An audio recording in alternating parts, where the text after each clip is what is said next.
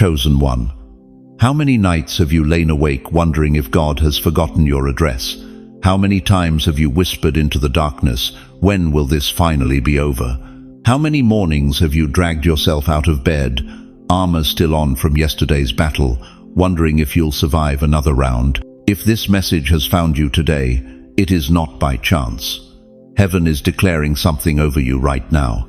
Listen. Do you hear that?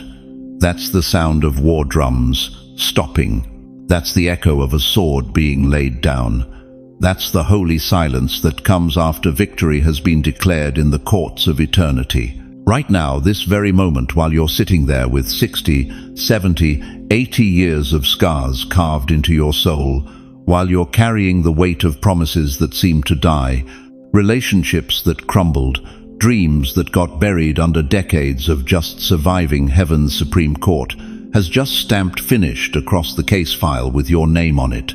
You've been living like someone still in the fight, shoulders tense, heart guarded, mind racing through worst-case scenarios before you can even taste your morning coffee. Because life taught you to always expect the next hit, didn't it?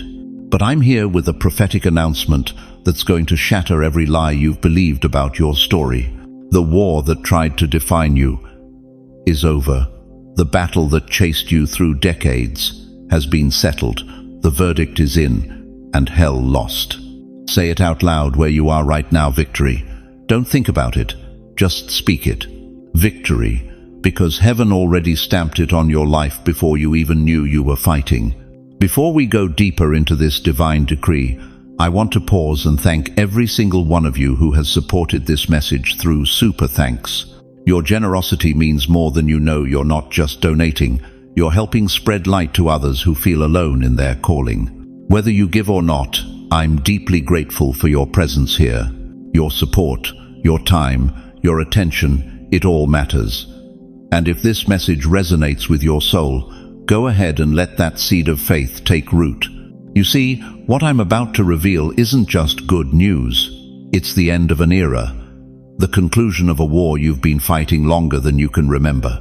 And if your spirit is stirring right now, if something deep inside is saying, yes, this is for me, that's not coincidence. That's recognition. Your soul recognizing the sound of freedom. The hardest part is already behind you. Why does your chest tighten when the phone rings at night? Why do you still check your bank balance 3 times before making any purchase? Why does your heart race when someone says, we need to talk? You know exactly what I'm talking about, don't you? That invisible weight you carry every single day. The weight of having lived through too much. The weight of having survived things that should have broken you but somehow didn't.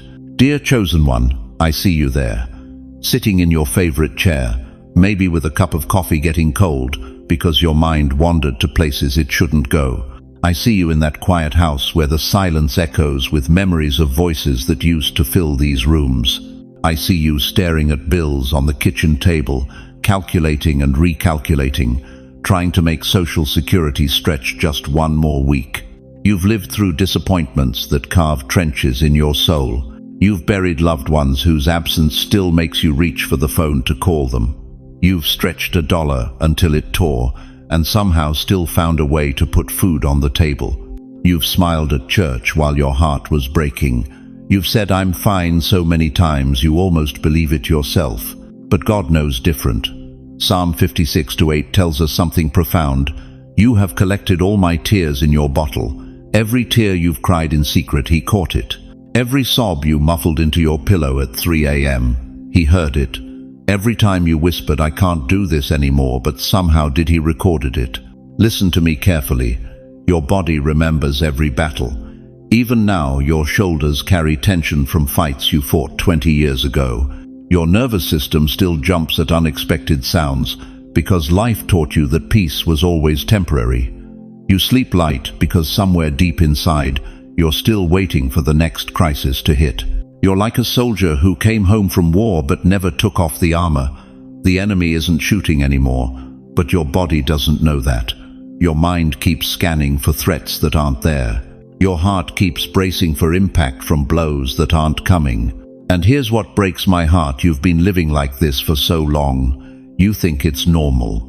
You think constant worry is just what getting older looks like. You think financial anxiety is just part of being on a fixed income. You think loneliness is just what happens when people leave. But what if I told you something that would shatter everything you've accepted as permanent?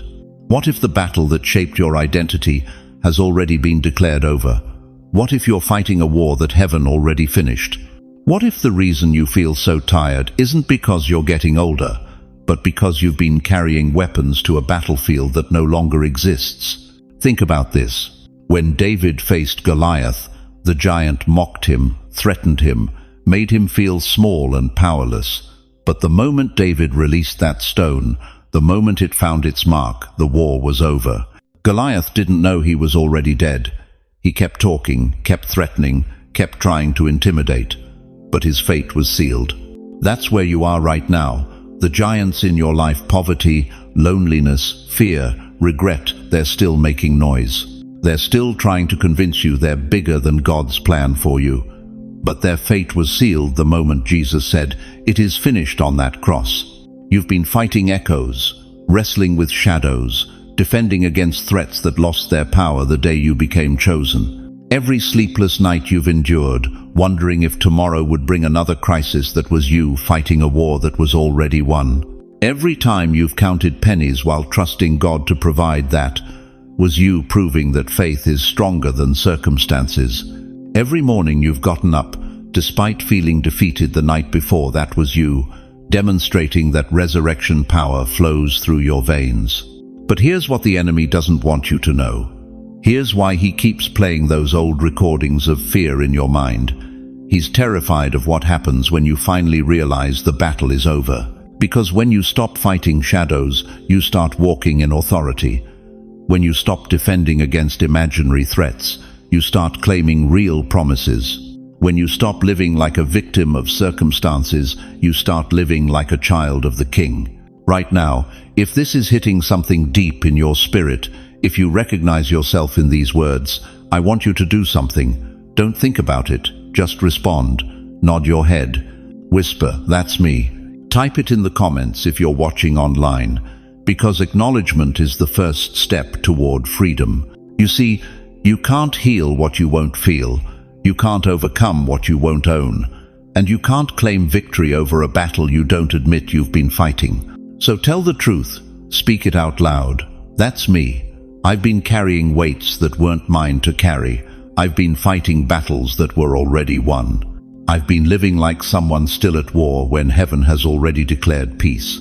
But here's where everything changes. Here's where your story takes a turn that will rewrite every chapter that follows. Because once you acknowledge the wounds, once you admit the weight you've been carrying, you're ready to hear the most important news of your entire life. Are you ready to discover what Heaven's Supreme Court has just declared over your situation? Dear Chosen One, I need you to stop everything right now and listen to what heaven is declaring over your life at this very moment. For 70 years, 80 years, maybe 90 years, you've been carrying something that was never meant to be yours forever.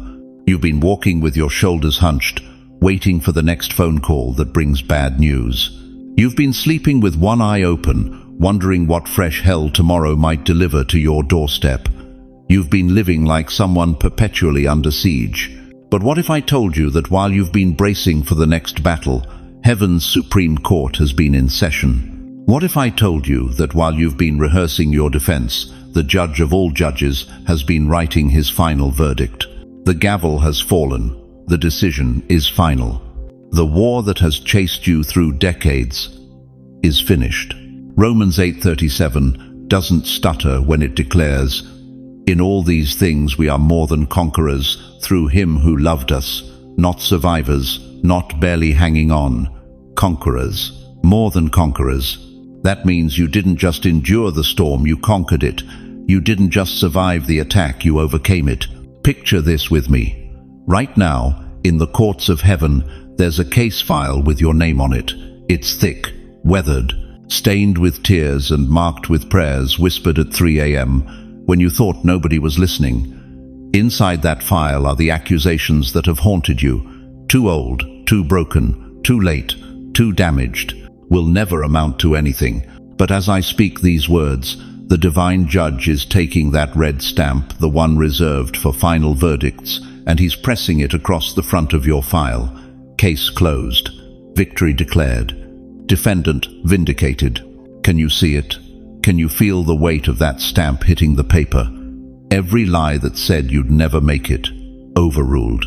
Every voice that said your best days were behind you, dismissed. Every demon that whispered you were forgotten, silenced forever. The war is finished. The war is finished. The war is finished. But here's what breaks my heart about so many of God's people. You're still living like the battle is raging. You're still carrying armor that's done its job. You're still fighting wars that ended before you woke up this morning. Your nervous system is still firing signals from conflicts that exist only in the graveyard of yesterday's defeats. Listen to me carefully. That tension you carry in your shoulders, that's not wisdom, that's warfare hangover. That sleeplessness that visits you at midnight, that's not age, that's your spirit trying to process a victory it hasn't fully received yet. That hesitation you feel when good things start happening, that's not humility, that's habit from a war zone you no longer occupy. Heaven is saying to you right now, put down your sword, take off your helmet. The enemy you've been watching for isn't coming. He can't come. The restraining order is permanent. Do you know what this means for your remaining years? Do you understand what this declaration does to the narrative you've been living under? You are not winding down. You are not fading away. You are not becoming irrelevant. You are stepping into the victory lap that heaven has been preparing since before you drew your first breath. Every morning you wake up now is not another day to survive, it's another day to receive what was purchased by your endurance. Every breath you take is not borrowed time, it's victory breathing through human lungs. Every heartbeat is not counting down, it's celebrating up. But I can feel some of you resisting this truth. I can sense the walls going up. This sounds too good to be true. I don't feel victorious. My circumstances don't look like victory. Stop right there. Victory isn't a feeling, it's a fact. Victory isn't your emotion, it's God's declaration. Victory isn't what you see in your bank account or your medical reports. It's what's written in heaven's books. And heaven's books never lie. Ephesians 6:13 says, "Therefore put on the full armor of God, so that when the day of evil comes, you may be able to stand your ground, and after you have done everything, to stand." After you have done everything, to stand. Do you hear that? After you've fought every fight you were assigned to fight, after you've endured every test you were meant to endure, after you've carried every burden you were equipped to carry, what's left? To stand. Not to keep fighting, not to keep striving, not to keep proving yourself. To stand in victory, in completion, in the finished work of a God who never starts what he doesn't intend to finish. If you've ever carried tension in your shoulders from waiting for the next blow, I want you to lift your hands right now, even in your living room, even if you're alone, and let heaven put the stamp of peace on you. Don't think about it. Don't analyze it. Just lift those hands and receive what's being offered. Feel that? That's not your imagination. That's the weight of warfare lifting off. That's the tension of decades dissolving. That's your nervous system finally getting the message that it's safe to rest. The announcement has been made. The verdict is victory. The war is finished. But now you have a choice to make, a choice that will determine everything about how you spend whatever years God has given you left. You know what breaks my heart? It's when I see someone who's been through hell and back, sitting in their living room at 75 years old, still waiting for permission to believe they made it. Still looking over their shoulder for the next catastrophe, still living like a survivor instead of a victor. But let me tell you something that's going to shake you to your core. The same God who parted the Red Sea for people who had been slaves for 400 years, 4 centuries of bondage, beatings, and broken dreams, that same God looked at their impossible situation and said one thing: "The Lord will fight for you. You need only to be still." Exodus 14:14. Write that down, because when Moses spoke those words, the Israelites weren't standing on victory's mountaintop. They were trapped. Egyptian army behind them, Red Sea in front of them, nowhere to run. Sound familiar? How many times have you felt cornered by circumstances, with your back against the wall and enemy forces closing in? But here's what happened next. The sea didn't just open, it stood up like walls of crystal, creating a highway through the impossible. And when Pharaoh's army tried to follow, the same waters that saved Israel became the graveyard of their oppressors. The very thing that looked like their destruction became their deliverance. Now let me ask you something that's going to cut deep. How many Red Seas have you already walked through without recognizing the miracle? That heart attack you survived when doctors gave you a 10% chance.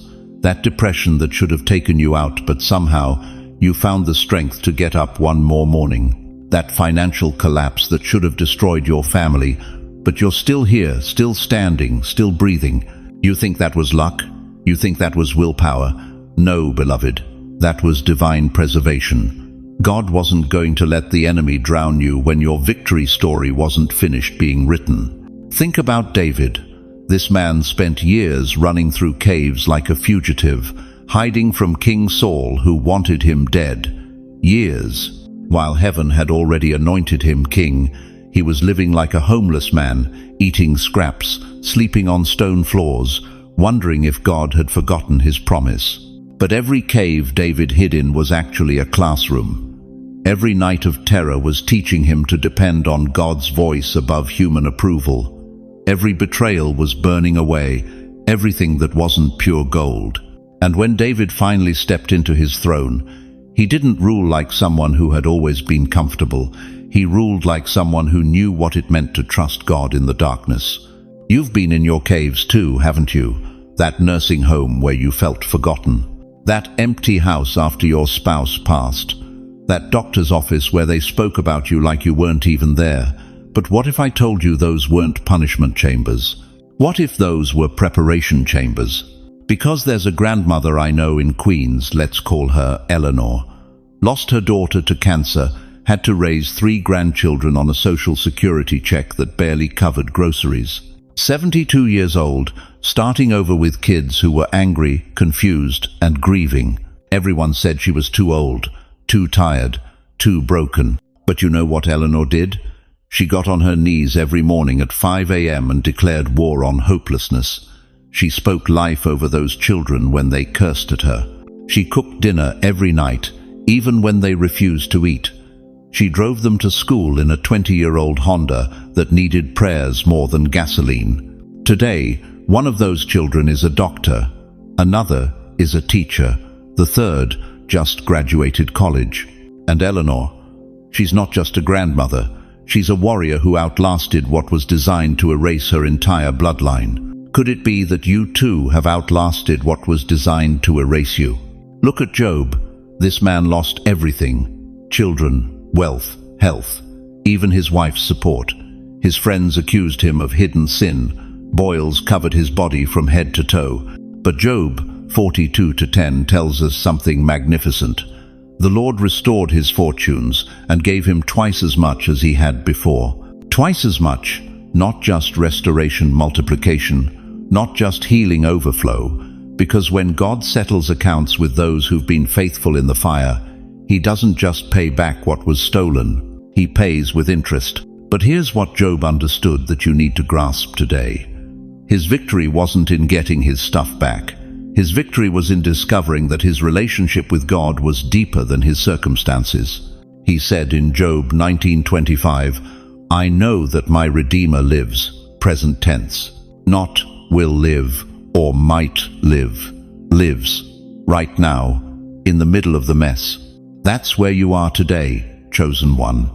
In the middle of discovering that you didn't just survive, you overcame. You didn't just endure, you conquered.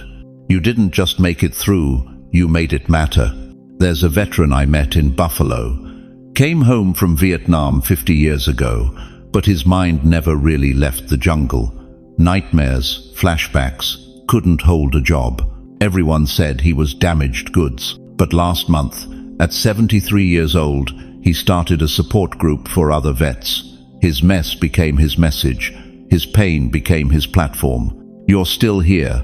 That's the proof. Survival itself is supernatural preservation. After everything hell threw at you, the betrayals that should have made you bitter, the losses that should have left you empty, the diagnoses that should have taken you out, you're still breathing, still believing, still fighting for what matters. That's not random, that's redemption in motion. But here's the question that will determine your next chapter.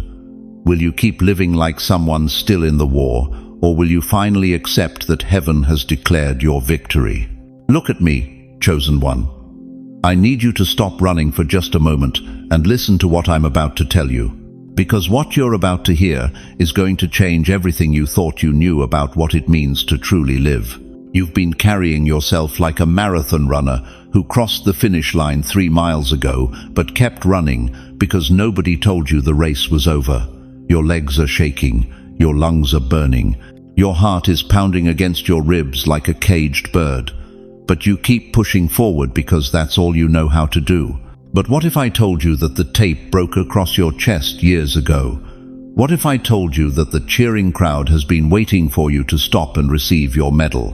What if I told you that the very act of continuing to run past the finish line isn't determination, it's deception? You see, the enemy's greatest lie isn't that you can't win. His greatest lie is that the race never ends. That rest is laziness. That peace is weakness. That if you stop moving, everything you fought for will crumble to dust. But Jesus himself said something that should shatter that lie forever. Matthew 11:28. Come to me, all you who are weary and burdened, and I will give you rest.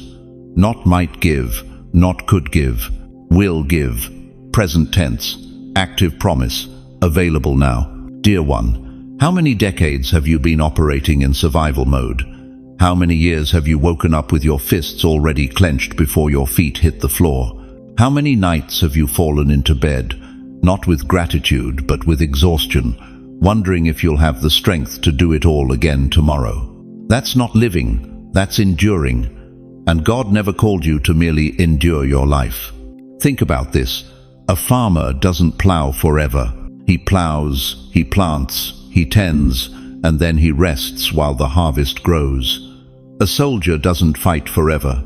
He battles, he conquers, and then he comes home to lay down his weapons and remember what peace feels like. And you, chosen one, you are not called to carry tension forever. Rest is not weakness. Rest is trust. Rest is strength after war. Let me paint you a picture that might cut deep. Right now, as I'm speaking these words, your shoulders are probably tensed. Your jaw might be clenched. Your mind is racing through tomorrow's problems before today is even finished. You've become so accustomed to wearing invisible armor that you've forgotten what your skin feels like without metal pressing against it. But what if tonight you could finally unbuckle that armor? What if you could let those steel plates fall to the floor with a crash that echoes through your house like thunder? What if you could stand in your bedroom and feel the weight lift off your shoulders for the first time in decades? I'm talking about the kind of rest that David knew when he wrote Psalm 23. He makes me lie down in green pastures. Makes me. Not suggests, not invites. Makes me. Because sometimes our bodies and minds are so wired for warfare that God has to force us into the very peace we've been praying for. But here's what breaks my heart. Here's what keeps me awake at night praying for people just like you. You've been so betrayed by false peace that you don't trust real peace when it comes. You've been disappointed by temporary relief so many times that you're afraid to believe in permanent rest. You think if you let your guard down, if you stop scanning the horizon for threats, if you actually exhale completely, something terrible will happen. Because every time you tried to rest before, life sucker punched you while you weren't looking. But that wasn't God's rest. That was the world's counterfeit. That was you trying to manufacture peace in the middle of an active war zone. But this rest, this holy rest, comes after the victory has been declared. This rest comes when the enemy has been defeated and the battlefield has been cleared. Rest is not weakness. Rest is trust. Rest is strength after war. Can you imagine it? Can you picture what it would feel like to sleep through the night without your mind rehearsing every worst-case scenario? Can you envision waking up in the morning not with dread, but with anticipation? Can you conceive of a day when your default emotion isn't anxiety but expectancy? I'm not talking about retirement, dear one. I'm talking about transformation. I'm not talking about doing nothing. I'm talking about doing everything from a place of peace instead of panic, from a place of fullness instead of emptiness, from a place of victory instead of survival. Because here's the truth that's going to revolutionize your existence. Rest isn't the absence of activity. Rest is the presence of God's peace in the middle of your activity. Rest is knowing that your security doesn't depend on how hard you fight, but on how completely you trust. Rest is living like someone who knows the outcome has already been determined in your favor. Rest is not weakness. Rest is trust. Rest is strength after war. So right now, wherever you are, I want you to take the deepest breath you've taken in years. Fill your lungs completely. Hold it for 3 seconds.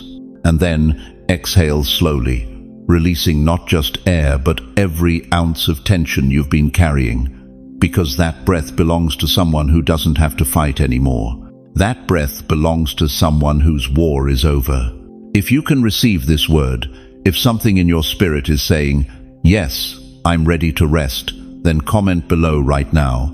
Rest belongs to me. Don't think about it. Don't analyze it. Just declare it. Because some victories aren't won with swords, they're won with surrender. But here's what I need you to understand as we move deeper into this revelation. But here's where we need to stop everything and face the brutal truth that's been sabotaging your breakthrough for decades. You've been carrying around an identity that died the moment heaven declared your victory. You wake up every morning and put on the same old costume, broken, forgotten, defeated. You look in the mirror and see damaged goods. You introduce yourself to God in prayer like you're still the person who barely made it through last Tuesday. But that person doesn't exist anymore. Listen to me carefully. When Heaven's Supreme Court stamps victory across your file, it's not just changing your circumstances, it's obliterating your old identity. The problem is, nobody told you that you're allowed to take off the costume of defeat. How many more years are you going to waste apologizing for taking up space? How many more decades are you going to spend explaining why you don't deserve the breakthrough that's already been decreed? How much longer are you going to let the ghost of who you used to be haunt the palace that's been prepared for who you're becoming? The enemy's greatest weapon isn't temptation, it's amnesia. He wants you to forget what God stamped on your spiritual birth certificate before you ever drew breath. 1 Peter 2-9 cuts through every lie you've believed about yourself. But you are a chosen people, a royal priesthood, a holy nation, God's special possession, chosen. Not because you cleaned up your act, not because you finally got it right, not because you earned it through 60 years of church attendance. You were chosen before your first mistake, before your first heartbreak, before your first disappointment. But here's what breaks my heart. You've spent so many years wearing the rags of rejection that you've forgotten the weight of your crown. You've lived so long in the basement of barely surviving that you've forgotten there's a throne room with your name on it. You are not the wound. You are the warrior who survived it. You are not the failure. You are the favored who overcame it. You are not the betrayal that broke your heart. You are the beloved who chose to love again. You are not the diagnosis that shook your faith. You are the delivered who proves God's power. You are not barely surviving, you are chosen to thrive. Stop right there. Feel that shift happening in your chest right now. That's not emotion, that's recognition. Your spirit recognizing what your mind has been too scared to believe. You're not damaged goods hoping for a miracle. You are the miracle that damage couldn't destroy. But the enemy has been whispering the same lie for 70 years. Look at you. Look at your failures. Look at your mistakes. Look at your broken relationships. Look at your empty bank account. Look at your medical reports. How can you call yourself chosen? Here's how. Because God doesn't choose based on your resume, He chooses based on His love.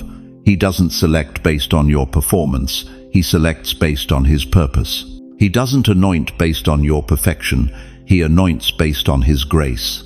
The very scars you're ashamed of are the qualifications that make you dangerous to hell's agenda. Every tear you've cried has been transformed into liquid authority. Every night you survived when you wanted to quit has been recorded as evidence of supernatural endurance. You think your age disqualifies you? Moses was 80 when God called him to split seas. Abraham was 100 when he became the father of nations. Sarah was 90 when she gave birth to promise. Your birth certificate is not your expiration date, it's your experience certificate. You think your past disqualifies you?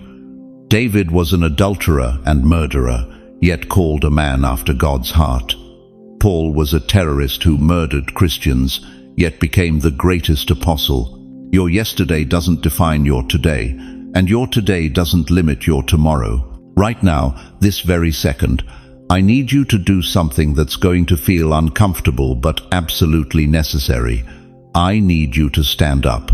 Wherever you are, your living room, your kitchen, your bedroom, stand up. Look, I know you might feel foolish. I know your knees might ache. I know you might think this is just emotional manipulation. But this isn't about me. This isn't about feelings. This is about making a declaration that hell needs to hear and heaven is waiting to witness. Stand up and say these words out loud. Don't whisper them. Don't think them. Declare them with the authority of someone who just discovered their true identity. I am chosen. I am victorious. The war is finished. Say it again, louder this time. I am chosen. I am victorious. The war is finished. One more time, with everything you've got. I am chosen. I am victorious. The war is finished. Do you feel that? That electricity running through your bones? That's not adrenaline, that's activation. You just aligned your mouth with heaven's declaration. You just spoke your new identity into existence. You just served hell an eviction notice. But I need you to do one more thing that's going to seal this transformation permanently. Get a piece of paper. Any paper will do. A napkin, an envelope, the back of a bill. Write these 4 words. The war is finished. This isn't just writing. This is covenant. This is you agreeing with God's verdict. This is you signing the peace treaty that heaven already authorized. This is you accepting the identity that was purchased with blood and sealed with resurrection power. The moment your pen touches that paper, you're not just writing words, you're writing your future. Because what you declare on earth gets ratified in heaven, and what gets ratified in heaven becomes unshakable reality. But here's what happens next, and this is where most people miss their breakthrough. But here's where it gets supernatural, chosen one. Here's where heaven stops whispering and starts shouting. The victory I'm declaring over you isn't just about surviving what tried to kill you. It's about what's coming next. And what's coming next is going to leave you speechless. You see, when God closes one chapter of warfare, He doesn't just give you rest, He gives you restoration. Not just healing, transformation, not just recovery, resurrection. I need you to see this with spiritual eyes. Right now, while you're listening to my voice, there are angels repositioning themselves around your family line. There are demonic assignments being cancelled that have haunted your bloodline for generations. There are doors creaking open that have been sealed since your grandmother's time. The same God who parted the Red Sea is parting the heaviness over your house right now. Think about Moses standing at that impossible wall of water, 2 million people behind him, Pharaoh's army charging ahead, nowhere to run, nowhere to hide. But when Moses stretched out his staff, the sea didn't just move, it obeyed. Water that had flowed for millennia suddenly stood at attention like soldiers receiving orders from their commander. That's what's happening in your life right now. The depression that's run in your family for 3 generations, it's receiving orders to stand down. The financial struggle that followed you from your father's house to your children's, it's being commanded to retreat. The sickness that's been passed down like some twisted inheritance, heaven is declaring it null and void. But let me ask you something that's going to cut deep. How long have you been praying for your children to come home? How many nights have you wept over that son who won't call, that daughter who chose anger over forgiveness? How many years have you watched your family tear itself apart and wondered if it was somehow your fault? Listen to me carefully. The reconciliation you've been begging God for is already in motion. Right now, today. The phone call you've been waiting for is coming. The apology you thought you'd never hear is being prepared in a heart that's been hardened for years. Family reconciliations aren't just possible, they're prophesied. Joel 2:25 declares, "I will restore to you the years that the locust has eaten." Not might restore, not could restore. Will restore, present tense, active, happening. Your prodigal child is about to remember the prayers you whispered over their sleeping head when they were 5 years old. Your estranged sibling is about to feel the weight of decades wasted in pride. The grandchildren who barely know your name are about to discover they carry your strength in their DNA. And your body, oh, your precious body that's carried you through 80 years of warfare. That arthritis that screams every morning, that blood pressure that spikes with worry, those medications lined up on your nightstand like little soldiers fighting a losing battle. What if I told you that the same power that raised Christ from the dead is flowing through your mortal frame right now? Romans 8:11 isn't poetry, it's medical prophecy. If the spirit of him who raised Jesus from the dead is living in you, he who raised Christ from the dead will also give life to your mortal bodies. Your mortal body, at your age, with your history. The resurrection power isn't waiting for heaven, it's working in you now. But here's what's going to shock you. Here's where this gets controversial. The generational chains aren't just being broken in your life, they're being reversed. That means the blessings that were stolen from your grandparents are being restored to your grandchildren. The opportunities that were denied to your parents are being multiplied in your children's future. The favor that bypassed your generation is about to flood the next 3. You're not just ending curses, you're releasing blessings that have been stored up in heaven's treasury for decades. Joy is returning where grief lived. Hope is moving back into rooms where despair made itself comfortable. Laughter is about to echo in hallways that have only heard crying. And I need you to understand something that will change how you pray tonight. This victory isn't just for you, it's through you. You're not just receiving breakthrough, you're becoming someone else's breakthrough. That neighbor who watches you from her window, wondering how you keep such peace in the storm. She's about to ask you what you know that she doesn't. That grandson who thinks faith is for weak people. He's about to see strength in your surrender that changes his entire worldview. What if the victory already written in heaven is about to break open in your earthly life? What if everything you've endured was preparing you for this moment when heaven uses your story to rewrite someone else's ending? Here's what I need you to do right now. Think of someone you love who's still fighting the war you just won. See their face, feel their pain. Now speak this declaration over them with all the authority of someone who knows what victory looks like. Say it out loud. Your war is finished too. Say it again. Your war is finished too. Because when heaven declares victory over one chosen one, it creates a ripple effect that crashes into every life connected to yours. But this is just the beginning of what God wants to show you about your victory. Look around you right now. Do you see it? The battlefield of your life, empty. The weapons that were hurled at your heart for decades, scattered and powerless. The accusations that screamed your name at 3 a.m., silenced forever. Have you noticed how strange silence feels after years of chaos? The war is finished, but your spirit still listens for bombs that will never drop again. You know what I'm talking about, don't you? That eerie quiet that settles over your soul when the phone stops ringing with crisis calls. When the doctor's appointments finally bring good news. When the prodigal child texts, "I'm coming home." When the bank account stops bleeding red. You should be celebrating, but instead you're waiting. Waiting for the other shoe to drop. Waiting for life to remind you that peace isn't meant for people like you. That's trauma talking, beloved.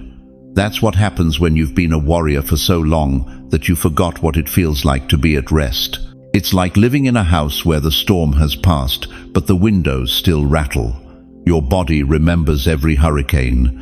Your nervous system is still wired for warfare. Your heart still beats in battle rhythm, even though the enemy has surrendered. Listen to me carefully. In Exodus 14:14, Moses declared something revolutionary to a people who had been slaves for 400 years. The Lord will fight for you. You need only to be still. Be still. After 4 centuries of bondage, after generations of crying out for deliverance, after Moses had led them through the Red Sea with Pharaoh's army drowning behind them, God said, "Be still." Can you imagine those Israelites standing on the shore, watching their oppressors disappear beneath the waters, and Moses telling them to just stop running, stop fighting, stop looking over their shoulders. The war is over. But here's what breaks my heart about you, dear chosen one. You're standing on your own shore right now, watching the enemies of your past disappear beneath God's judgment, and you still can't believe it's safe to exhale. You've been betrayed so many times that trust feels like a luxury you can't afford. You've buried so many dreams that hope feels like a cruel joke. You've watched so many promises crumble that even God's word sounds too good to be true. But what if I told you that your inability to rest isn't protecting you anymore?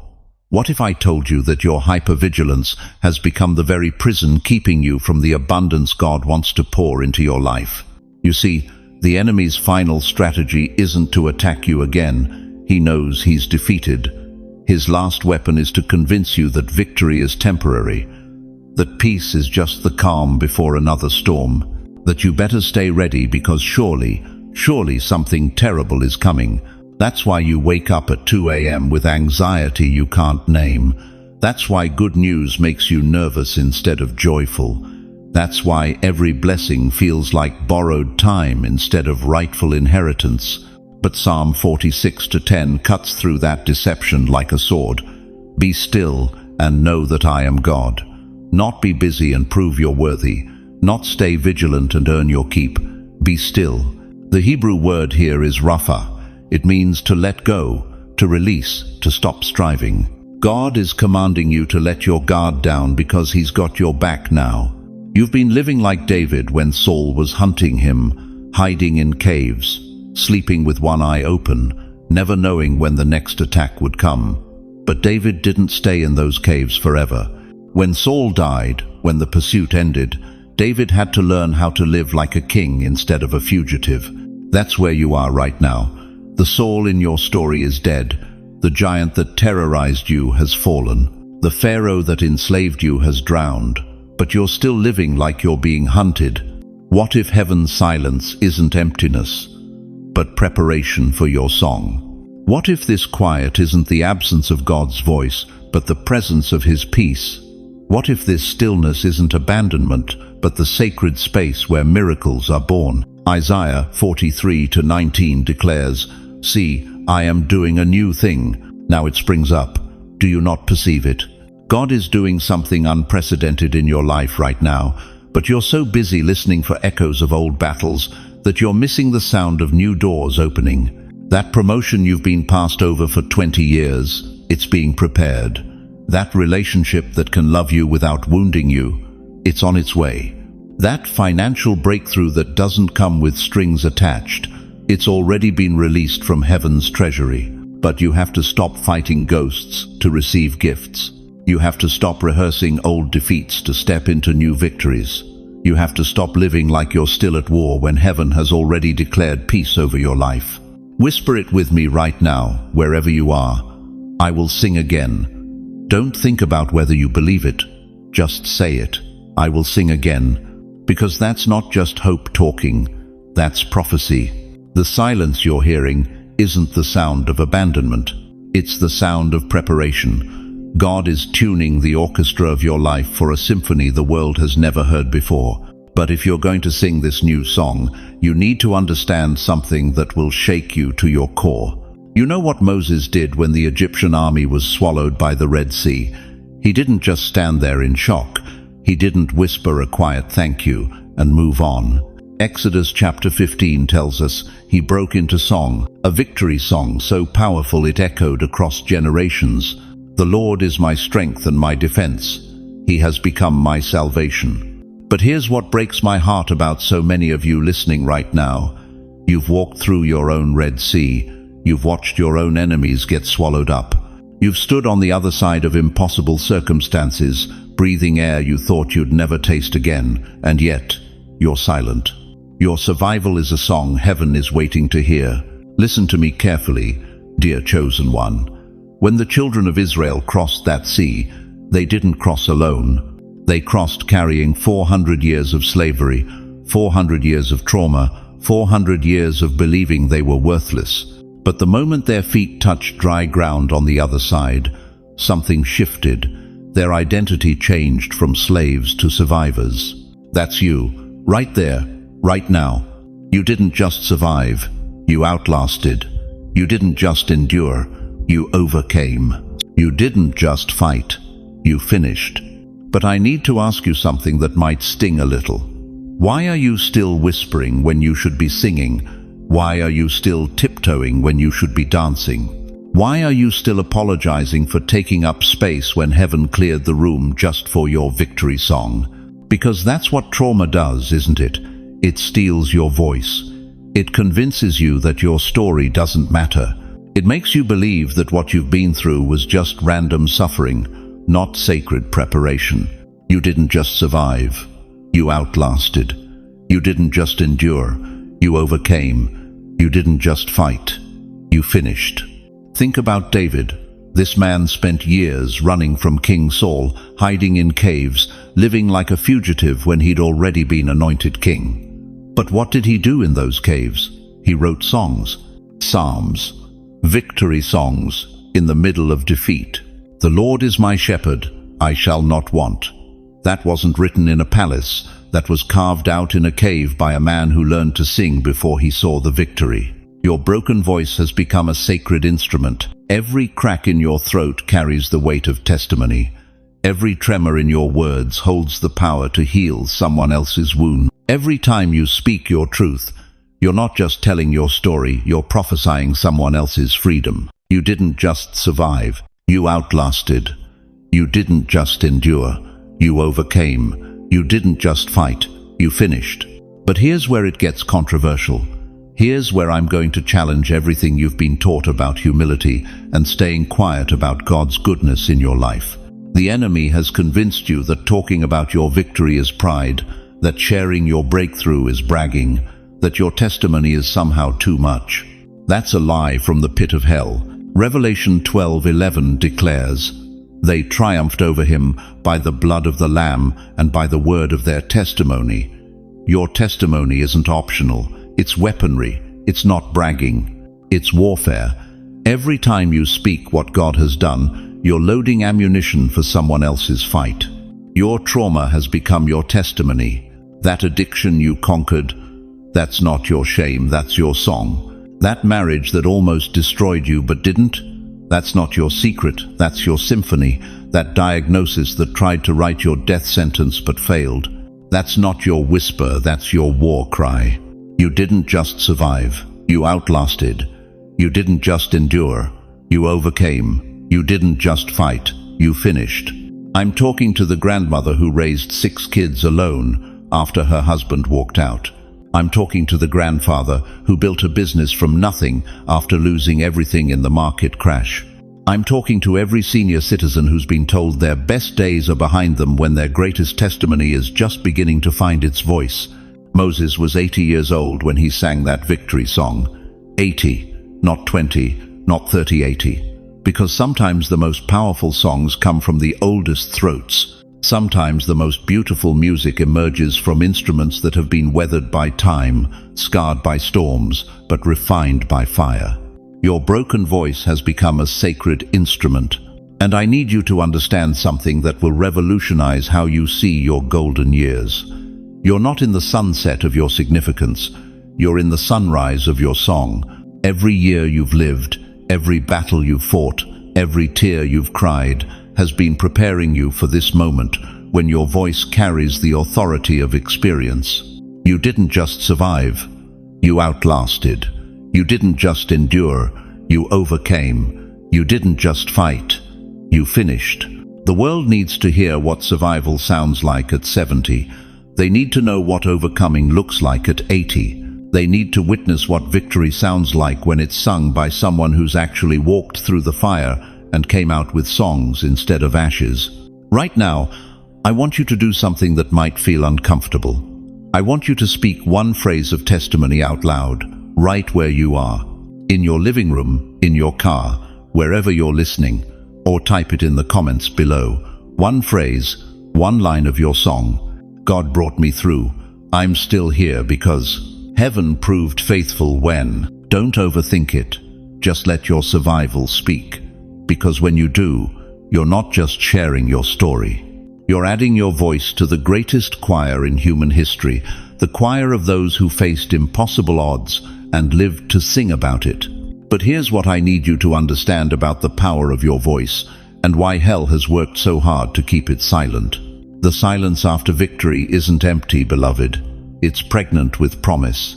And what's about to unfold in your life will leave you breathless with wonder. You see, there's something God does when the war is over that most people never expect. He doesn't just declare victory and walk away.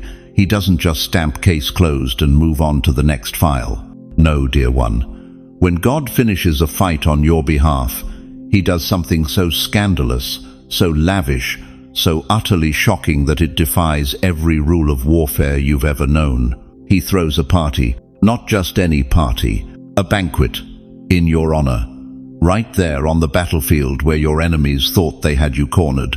Listen to what King David discovered when his own wars ended. You prepare a table before me in the presence of my enemies. Psalm 23:5. Did you catch that? Not after your enemies leave. Not when the coast is clear. In their presence. While they're still watching. While they're still there. Forced to witness your vindication. Think about this for a moment. You've spent decades dodging bullets. Financial bullets. Emotional bullets, spiritual bullets. You've crawled through trenches of betrayal, waded through swamps of disappointment, climbed mountains of impossibility.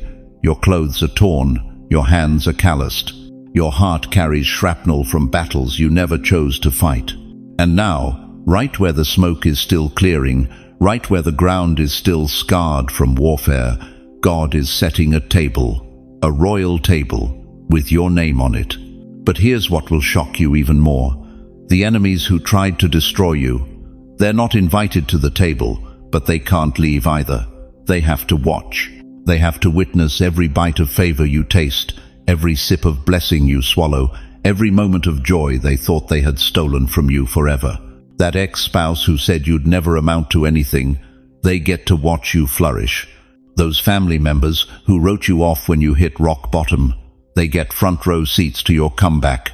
That disease that whispered you wouldn't live to see your grandchildren graduate, it gets to watch you dance at their weddings. This is the scandalous grace of God. He doesn't just defeat your enemies, He humiliates them by blessing you in their sight. Where there was once smoke, now there is a feast. Where there was mourning, now there is music. Where there were battle cries, now there are champagne toasts to your survival. Can you picture it? You, sitting at this divine banquet table, no longer a warrior but a guest of honor. Your helmet laid aside, replaced with a crown of favor. Your sword exchanged for a scepter of authority. Your armor removed, clothed now in robes of righteousness and garments of praise. The widow who thought her best days died with her husband, she's tasting joy again. The grandfather who lost everything in the market crash of '08, he's discovering that God's economy never crashes. The grandmother who raised children alone while their father battled addiction, she's seeing her legacy redeemed in ways that bring tears of gladness instead of grief. This is what victory looks like in the kingdom of heaven. First the silence, then the song, now the banquet. But here's the invitation that's going to transform everything. Tonight, when you go home, I want you to do something prophetic. Something that will activate the spiritual realm over your dining room. Set an extra place at your table. Put out your finest china, if you have it. Light a candle if you can. Pour a glass of your best wine or sweetest juice. And as you sit there, I want you to declare out loud, God, this is my acknowledgement that the war is over. This is my acceptance of your invitation to feast instead of fight. This empty chair represents every blessing you're about to bring into my life. This meal represents the abundance you're pouring out after years of famine. Do you understand what you're doing? You're stepping out of the identity of a survivor and into the identity of a celebrant. You're trading the posture of constant defense for the posture of expectant receiving. You're declaring to every force of darkness that once tormented you, the table is set, the victory is won. And you're not invited to this party. Some of you are thinking, but I don't feel victorious. I still have problems. I still have pain. Listen carefully. Chosen one, feelings follow faith, not the other way around. The table isn't set because you feel like celebrating. The table is set because heaven has declared something is finished, and now you're learning to live like it.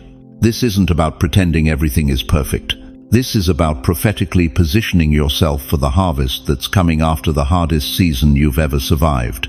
Because here's what your enemies never counted on. They thought if they could break you down long enough, if they could exhaust you deeply enough, if they could isolate you completely enough, you'd eventually surrender.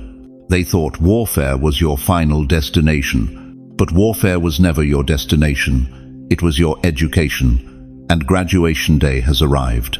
So tell me, dear one, after everything you've endured, after every battle you've fought, after every night you wondered if you'd see morning, are you ready to trade your sword for a dinner invitation? Are you ready to let God set a table for you right where your enemies thought they had buried you? Because the banquet is prepared, the feast is ready, and your chair at the head table has been waiting for you all along. But this divine dinner party is just the beginning of what God wants to restore in your life.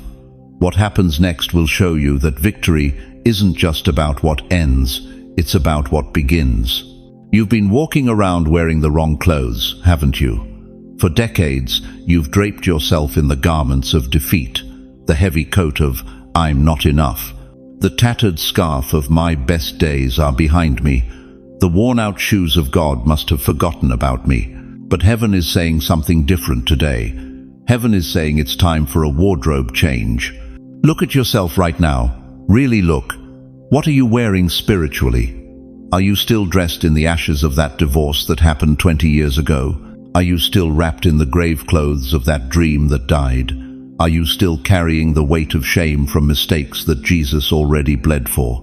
Dear chosen one, you cannot enter your victory season wearing defeat's uniform.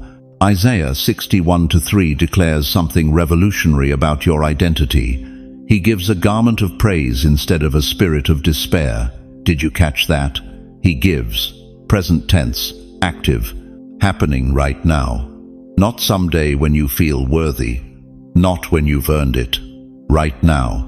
But here's the problem. You've been so comfortable in your mourning clothes that you've forgotten what celebration looks like on you. You've worn sorrow so long it feels like skin. You've carried disappointment so far it feels like home. That ends today. Take off the ashes, put on the crown. Take off the rags, put on the robe. Take off the wounds, put on the mantle. Say it with me. Take off the ashes, put on the crown. You see, this isn't just about feeling better. This is about stepping into governmental authority. When heaven declares victory over your life, it comes with more than relief. It comes with responsibility. You're not just being rescued. You're being recruited. This mantle settling on your shoulders right now, it's not for display. It's not a ceremonial costume you wear to church on Sunday. This mantle carries weight, purpose, calling, authority that makes demons tremble and angels take notice. How many of you have felt discarded by a world that worships youth? How many times have your adult children looked at you like you're just taking up space? How many moments have you sat in that empty house, staring at photos of who you used to be, wondering if your story is over? Listen to me very carefully. The world may have written you off, but heaven just called you up. You are not yesterday's news. You are tomorrow's breakthrough. You are not a has-been. You are a will-be. You are not retiring from purpose. You are graduating into authority. Think about Moses. 80 years old when God handed him a staff and said, "Now lead a nation out of bondage." 80 years old, the world would have put him in assisted living. God put him in active leadership. Think about Anna the prophetess, 84 years old, spending day and night in the temple. People probably thought she was just a sweet old lady. But when baby Jesus was brought to the temple, she was the first to recognize the Messiah. Why? Because aged eyes see what young eyes miss. Your gray hair is not a sign of decline, it's a crown of glory. Your wrinkles are not marks of deterioration, they're etchings of wisdom. Your slower pace is not weakness, it's the measured walk of someone who knows where they're going. But here's what breaks my heart. Too many of you are acting like spiritual senior citizens when God is calling you to be spiritual generals. You're whispering prayers when heaven needs you to declare war. You're asking for permission when God has already given you authority. The mantle now resting on your shoulders carries the authority to break generational curses, to speak life into dead situations, to pray prayers that shift atmospheres, to bless families that don't even know they need blessing yet. This is not a participation trophy, this is a field commission. Every tear you've cried has qualified you. Every betrayal you've survived has credentialed you. Every night you chose faith over fear has certified you. The ashes you've walked through haven't stained you, they've trained you. Take off the ashes, put on the crown. Take off the rags, put on the robe. Take off the wounds, put on the mantle. But I need you to understand something urgent. This mantle has an expiration date, not because God changes his mind, but because time is running short. This generation needs what you carry. These young people drowning in depression need your testimonies. These families falling apart need your prayers. This nation losing its way needs your intercession. You are not the end of your bloodline. You are the beginning of its redemption. You are not the last chapter of your family's story. You are the plot twist that changes everything. Every prodigal child needs to see what comeback looks like. Every broken marriage needs to witness what restoration feels like. Every lost soul needs to know that it's never too late for a new beginning. But they can't see it until you wear it. They can't receive it until you believe it. They can't walk in victory until you stop walking in defeat. Right now, I want you to stand up. Don't think about it, just stand. Feel the weight of that mantle settling on your shoulders. Feel the authority of heaven backing every word you speak. Feel the power of the Almighty flowing through your aged hands. Declare it out loud. I receive my mantle. Say it again. I receive my mantle. One more time with authority. I receive my mantle. Because chosen one, the war is over, the victory is won, and the mantle of the victor is yours to wear. But wearing it is just the beginning. Using it, that's what happens next. You know what? I need to tell you something that's going to change how you walk from this moment forward. For decades, you've been marching to the wrong beat. You've been moving to the sound of war drums when heaven has been playing victory music. Listen to me, dear one. Every step you've taken through the valleys of disappointment, every mile you've trudged through the wilderness of waiting, every painful inch you've crawled through the desert of delay, you thought you were marching toward battle, but you were marching toward promise. There's a massive difference between a war march and a victory march. A war march is desperate, frantic, survival-driven. You're running toward an uncertain outcome, hoping you'll make it through alive. But a victory march? That's the steady, confident stride of someone who already knows how the story ends. You've been walking like someone heading into combat when you should be walking like someone heading home. Think about Joshua at Jericho. God didn't say, charge the walls and hope for the best. He said, march around them, march, not attack, not assault, march. Because sometimes God's greatest victories require nothing more than obedient footsteps and unwavering faith. For 6 days, those Israelites walked circles around impossible walls. 6 days of the same routine, step after step, day after day, circle after circle. The walls looked exactly the same on day 6 as they did on day 1. Nothing had changed. Nothing had moved. People probably started whispering, "Are we just walking in circles? Has God forgotten what he promised?" But on the 7th day, when they completed their march and lifted their voices in unified praise, those walls didn't just crack. They didn't slowly crumble. They collapsed completely. In one thunderous moment, what had stood for generations was utterly obliterated. Why am I telling you this? Because you've been walking your circles around your Jericho for years now. That financial struggle that's haunted your family for 3 generations, that relationship that's been broken for so long, you forgot what healing looks like. That health issue that doctors keep shrugging their shoulders about. That dream that got buried under decades of "be practical." Those are your walls, and you've been marching around them faithfully, day after day, year after year, wondering when they're going to fall. Here's what I need you to understand. Every circle you've walked in faith has been adding pressure to those walls. Every prayer you've whispered while walking through the same struggle has been weakening their foundation.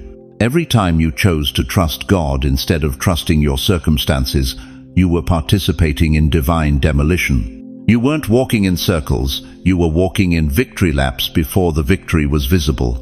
But something shifted in the spiritual realm. The 7th day has arrived. The final march is underway, and those walls that have mocked your prayers, ridiculed your faith, and stood defiant against your breakthrough, they're starting to shake. Can you feel it?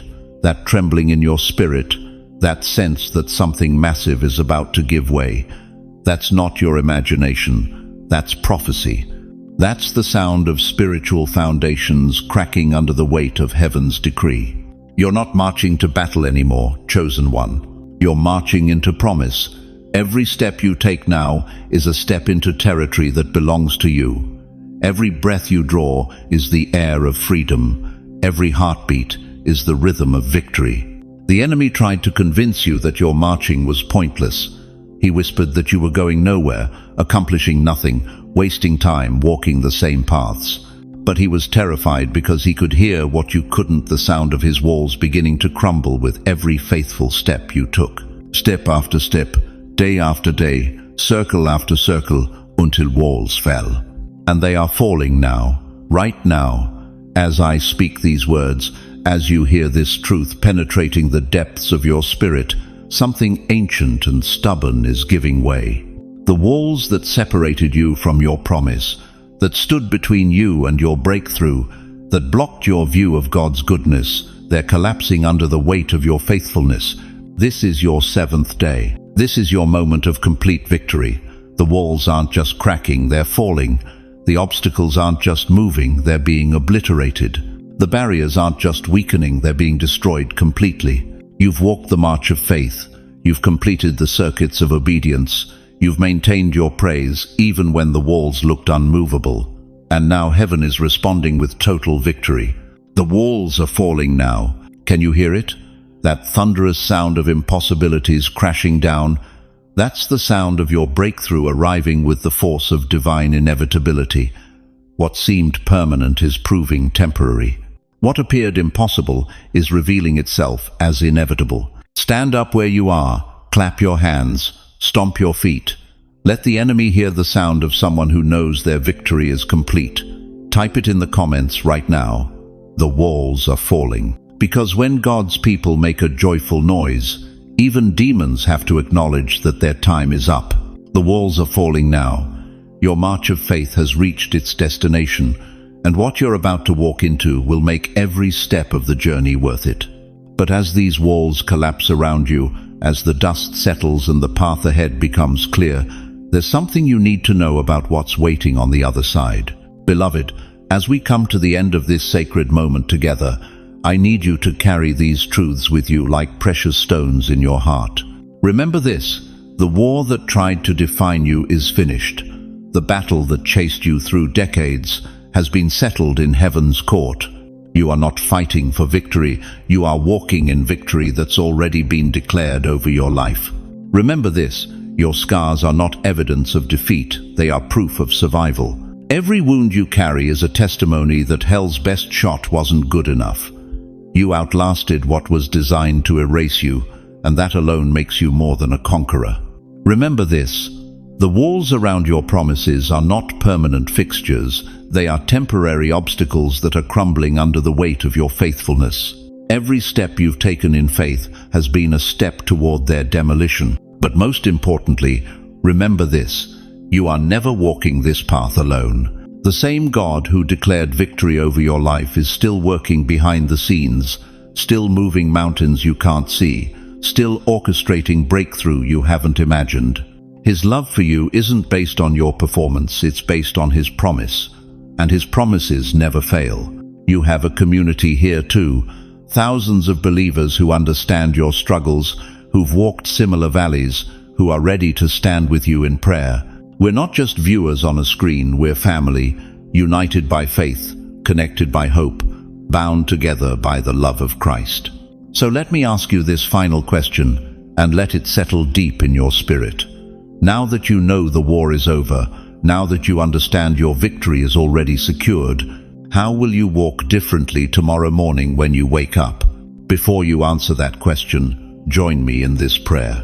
Right now, wherever you are, I want you to close your eyes and let me speak over your life like a father speaking over his beloved child.